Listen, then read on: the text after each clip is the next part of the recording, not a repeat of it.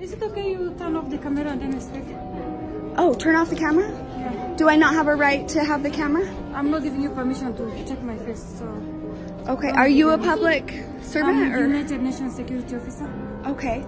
Does Okay. this is my city, and so I have a right to film This is United Nations compound? on a United United Nations compound? Yes. This is a compound? Yeah. Since Sunday evening, we took over this compound. This is international territory. When you step outside, it's US. Here is international territory. This is UN compound. The United Nations claims to be the champion of your human rights. Here they are boasting about how they love the freedom of the press. But notice that in the UN Declaration of Human Rights, they claim the power to deny you any of your rights at their discretion if it doesn't fit their agenda. There were thousands of cameras filming the United Nations that day, activists, journalists, and citizens. But as soon as their security saw that one activist was speaking against the UN's agenda, she was targeted, just like the UN's Declaration on Human Rights says that they have a loophole for.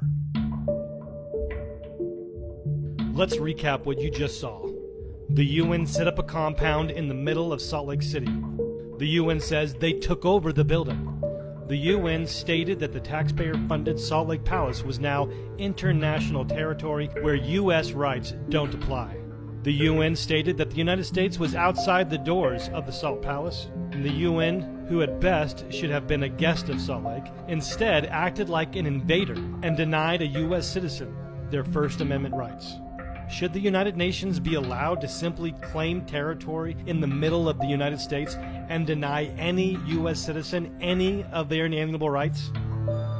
The evidence is clear that the United Nations claims of defending human rights is a complete farce. They have demonstrated their intent to rule, along with their complete lack of respect for our own citizens, for all to see, right here on our own soil. That's not all, but this has all been brought to you by your fellow elected leaders and other prominent Utah officials.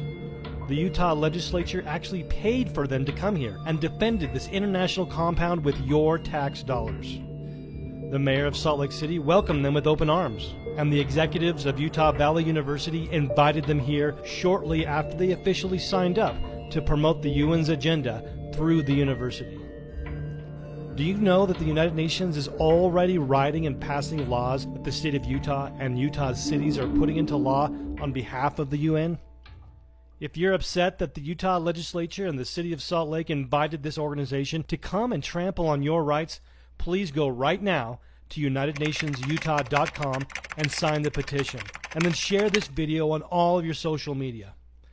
Don't forget to subscribe to our YouTube channel for more bombshell reports about the United Nations in Utah and what you can do to take back your local government.